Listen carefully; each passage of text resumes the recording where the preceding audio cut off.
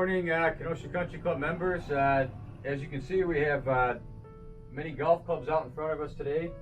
We're going to talk today about how to build your set. You know, obviously we can all get 14 clubs in the bag, but which 14 you use is going to vary depending on your ability, skill, age. So the first thing we're going to start with is there's one club that everybody in the bag is going to have. And really after that, the other 13 can be kind of interchangeable. One thing everybody's going to have is a putter. As you can see, most putters are the same, but the main thing with a putter is make sure you get the correct length. When you putt, you want to have your eyes over the ball, so you want to make sure it's the correct length. Other than that, you know, we have several putters and you're free to try. You can always make sure you get the right one. Now let's get to the driver. One of the biggest misconceptions we see with the driver is people don't have enough loft on their driver. Everybody likes to play that 9-degree stiff driver, you know, just to see what happens. Well, if you hit that kind of driver, you could be losing up to 30 yards based on it not being fit for you. Right. So make sure you have enough loft. You know, there's no shame in playing a 10.5, even 12-degree driver, 13-degree driver. You know, you got to get that ball high. Analogy of this is for those of you to watch football. You know, when the quarterback throws that Hail Mary at the end of the half or the end of the game, there's only one way he gets it to the end zone. He's got to get height on it. You know, if he throws a bullet across the middle, you know, it's probably going to go 20 yards and fall out of the sky. So same thing in golf. In order to hit the ball high, it's actually when you hit it high, that's how it goes far. So make sure you have enough loft. Make sure you have the right shaft. You know, this is something we can fit you for out here. So remember, key, make sure you have enough loft on that driver. Now we get to the fairway woods. You can have many combinations of these. You get 3-wood, 5-wood, 7-wood. As you can see, most golfers, believe it or not, should not play a 3-wood.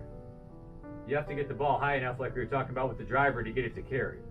So if you hit your 3-wood and it kind of takes off like this, and your 5-wood takes off like this, you're going to hit your 5-wood farther than your 3-wood. I've had several people over the years say, well, how come I can't hit my 3-wood as far as my 5-wood? Well, it's because you're not generating enough loft on a 3-wood. It's falling out of the sky. Therefore, it's not going as far. So, in my opinion, probably about 10% of golfers should have a 3-wood in their bag.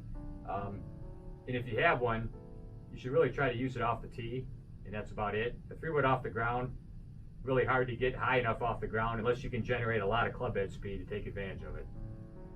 So we covered the fairway woods. Now we're going to get into irons and or rescues. Most sets now, one question people always ask me is, how come the set doesn't come with a 3-iron anymore? Well, there's two reasons why golf clubs have gone farther in the last 15, 20 years. One is technology, but the main reason is all the lofts are jacked. And by that I mean is what used to be a wedge, you know, is now a gap wedge and so on. So basically an 8-iron, when I grew up, this is 20 years ago, at a set of 845s, the 8-iron used to have the loft on it. It was 40 degrees. Now most pitching wedges are 43.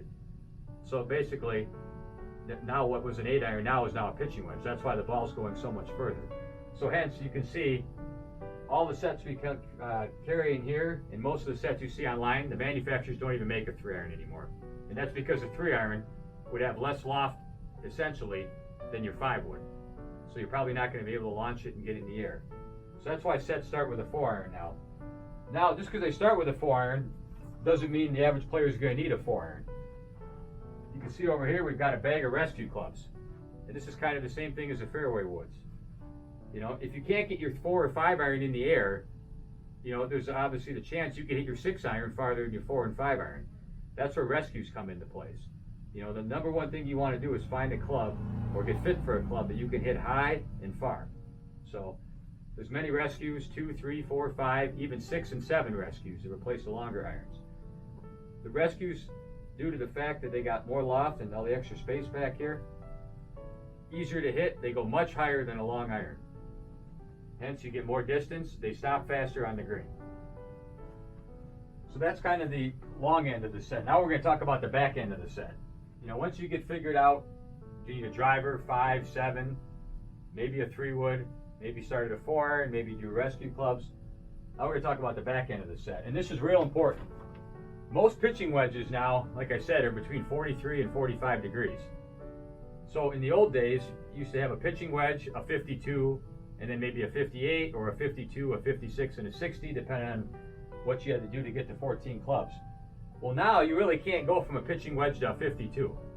That's 9 degrees aloft. If you do that, someone who's a fairly strong player would hit their pitching wedge maybe 130 yards, and their 52 100. Well, you really don't want a 30-yard gap at that end of the club. So what you're seeing now, and you see this with a lot of guys on tour, they're playing a pitching wedge, and then they're playing a 48-degree wedge on top of it. So those are a little harder to come by. So if you ever order a wedge here, you can get a 50-degree wedge, or we can order you a 50, get it bent down to a 48, and then maybe you can go 54 and 60, so you can stay within 14 clubs. So the main thing is to make sure your gaps with your wedges are no more than 6 degrees. 4 degrees is more preferable because most people generally have one golf swing. If you can change your swing and hit 3/4 shots, full shots, 90% shots, 80% shots, you can pretty much get away with less clubs. But most people have the same swing for every club, so you need to make sure your gaps are right on your wedges so you can control your distance.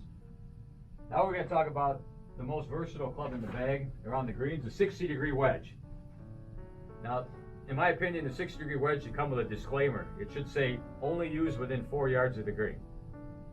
For the average player, if you try to hit this club 60 or 70 yards, which you may or may not be able to do, maybe 50 yards based on how much speed you generate, you will probably lay the sod over it or scull it over the green. So a 60-degree wedge is great, but remember, only use it right around the greens. When you short side yourself, have to get it up high and stop quick. Don't try to hit this 60, 70 yards because it's really not made to do that. Take a 56-degree wedge, hit it 3/4, hit it half. It's much easier. Remember, only use the 60 around the greens. Otherwise, that's all we have for you today on club selection. If you have any other questions or need any help with your golf swing, please give us a call in the golf shop. We'll be happy to help you. Thank you.